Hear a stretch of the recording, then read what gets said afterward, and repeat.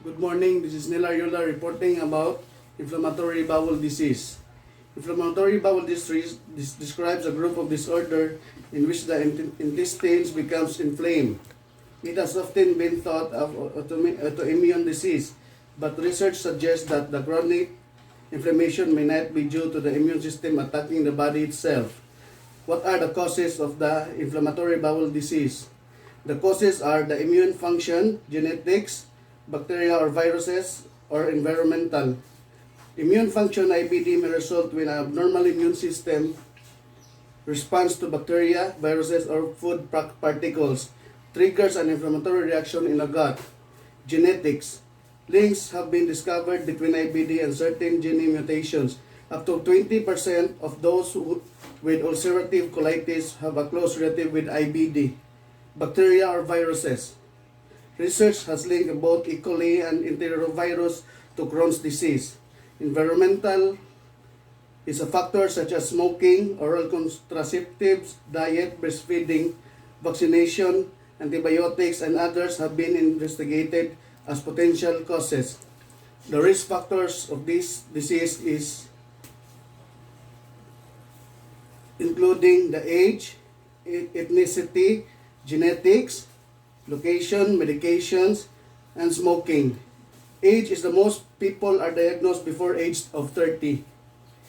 Ethnicity is Caucasians and Ashkenazi Jews are the higher risk than others. Genetics is the people with a close relative with IBD are the higher risk. Location, people living in urban areas and in industrialized countries are more likely to be diagnosed with IBD. Medications, use of certain medications such as isotretinoin or non-steroidal anti-inflammatory medication may increase the risk. The last is the smoking. Smokers are the higher risk of developing Crohn's disease. Although ulcerative colitis mainly affects non-smokers, there are two types of IBM, the ulcerative colitis and the Crohn's disease. The ulcerative colitis is the inflammatory bowel disease that comprises a group of diseases that affect the gastrointestinal tract. Ulcerative colitis occurs when the lining of your large intestine, also called the colon, rectum, or both, becomes inflamed. The Crohn's disease is a type of inflammatory disease. As many as 780,000 Americans have the condition according to the Crohn's Colitis Foundation.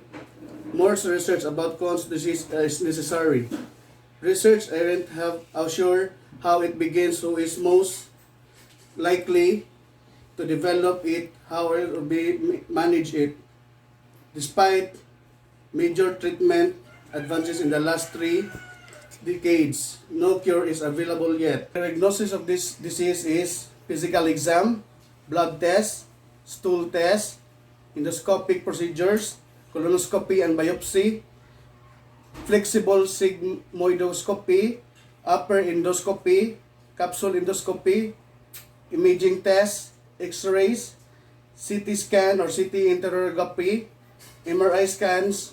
The signs and symptoms of this disease are diarrhea, fever and fatigue, abdominal pain and cramping, blood in your stool, reduced appetite, and unintended weight loss. The medical treatment of this kind of disease is there is no cure for IBD.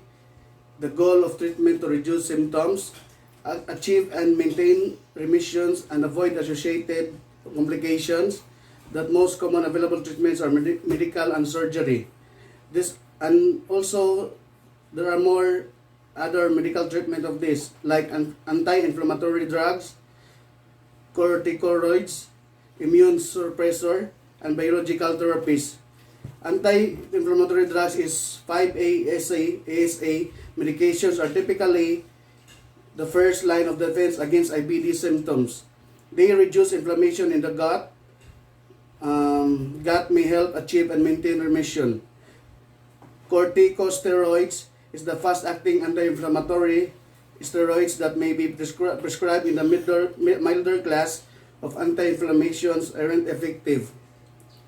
They are only used to treat flares and should not be used in long term. under the immune suppressors this works by preventing the immune system from attacking the bowel cells, leading to a reduction of inflammation. They can take up to 3 months to take effect and cause a number of side effects such as increased susceptibility to infection. And the last one is biological therapies, antibodies that target certain substances responsible for inflammation in the body. And the last topic is the caregiver interventions. Caregiver care management of patients with inflammatory bowel disease or IBD includes the control of diarrhea and promoting optimal bowel function, minimize or prevent complications, promote optimal nutrition, and provide the information about the disease process and treatment needs. And that's all my report. Thank you.